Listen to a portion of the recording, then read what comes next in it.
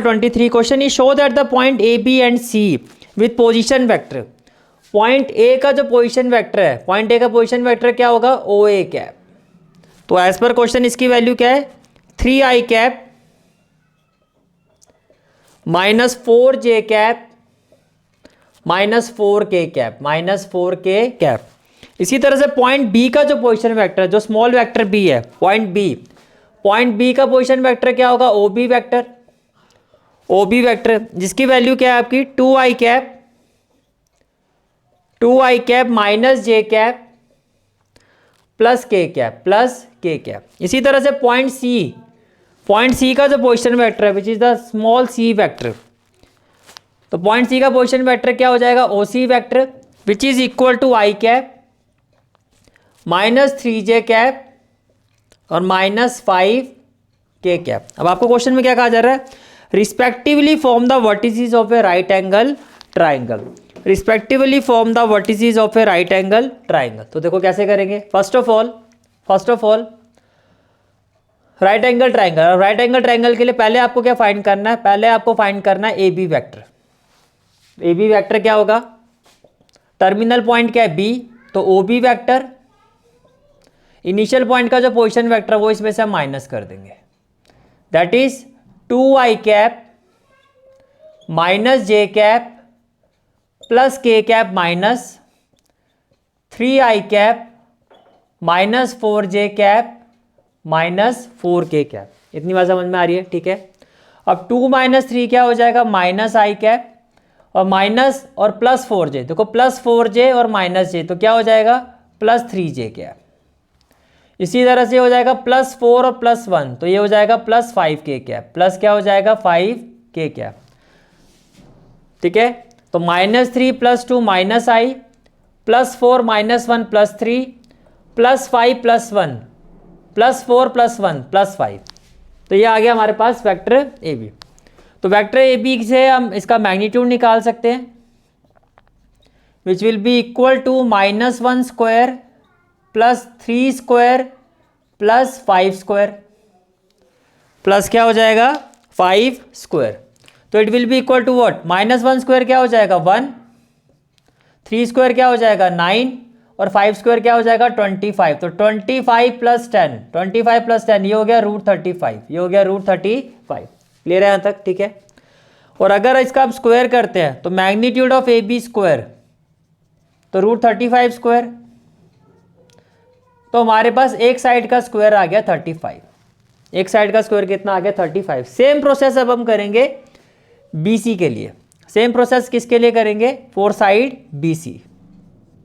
Now BC will be equal to terminal point position vector OC -OB, OC -OB। अब OC क्या है, i cap -3j cap -5k cap -OB 2i cap -j cap +k cap.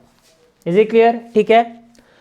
i cap -2i cap ये हो जाएगा -i cap -3 + 1 तो क्या हो जाएगा -2j कैप -3 + 1 -5 -1 तो ये हो जाएगा -6k कैप।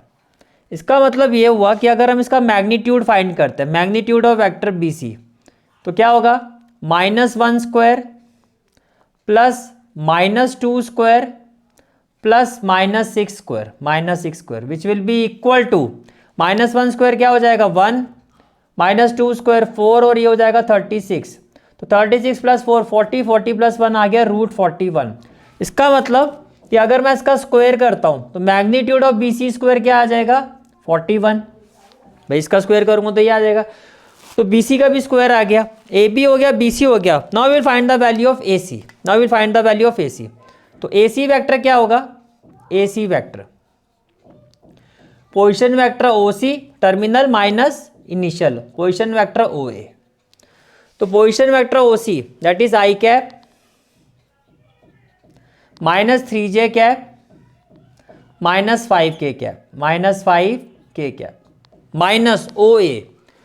-OA क्या होगा 3i cap -4j cap -4k cap -4k cap. Is it clear? ठीक है।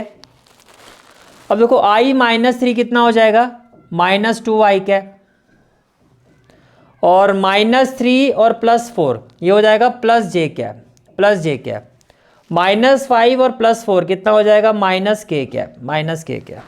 तो इसका मतलब ये हुआ कि अगर मुझे इसका मैग्नीट्यूड फाइंड करना है, मैग्नीट्यूड ऑफ वेक्टर AC, तो क्या हो जाएगा, -2 square +1 square +-1 square +-1 square. Is it clear? तो मैग्नीट्यूड ऑफ वेक्टर AC क्या हो जाएगा, मैग्नीट्यूड ऑफ वेक्टर AC -2 का स्क्वायर क्या हो जाएगा 4, 1 का स्क्वायर क्या हो जाएगा 1, और -1 का स्क्वायर क्या हो जाएगा 1। तो यह आ गया √6, ये कितना आ गया √6, और इसका स्क्वायर क्या हो जाएगा magnitude of vector AC square, तो √6 का स्क्वायर क्या हो जाएगा 6। अब आप ध्यान से देखो, can I say that as magnitude of vector BC square, magnitude of vector BC square यानी कि BC का जो स्क्वायर है वो किसके इक्वल आ रहा है, AB square plus AC square. तो क्या कहोगे, therefore by converse of Pythagoras theorem ABC is a right triangle, is it clear? ठीक है। इस पूरी एक्सरसाइज की जो प्लेलिस्ट का लिंक है वो आपको डिस्क्रिप्शन और कमेंट सेक्शन में मिल जाएगा। जहाँ तक आपके मैथ्स कोर्स की बात है, कंप्लीट मैथमेटिक्स कोर्स की जो प्लेलिस्ट का लिंक है वो आपको डिस्क्रिप्शन सेक्शन में मिल जाएगा। So bye, take care and have a great day.